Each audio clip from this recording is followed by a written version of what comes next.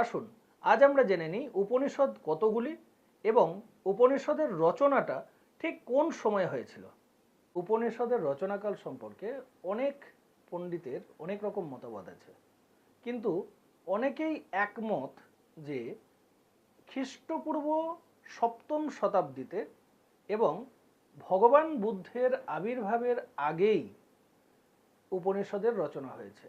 আমরা যদি দেখি যে উপনিষদ প্রায় 200-রও বেশি উপনিষদ পাওয়া যায়, কিন্তু এর মধ্যে থেকে শঙ্করাচার্য প্রথমত বেছে নিয়েছিলেন 10টি উপনিষদকে। এই 10টি উপনিষদ যাদের আমরা বলতে পারি প্রামাণ্য। এই 10টি উপনিষদের নাম ঈশা, কেন, কঠ, প্রশ্ন, মুন্ডক, মান্ডুক্য, তৈত্তেরীয়, ঐতরীয়, ছান্দোগ্য ও বৃহদারণ্যক।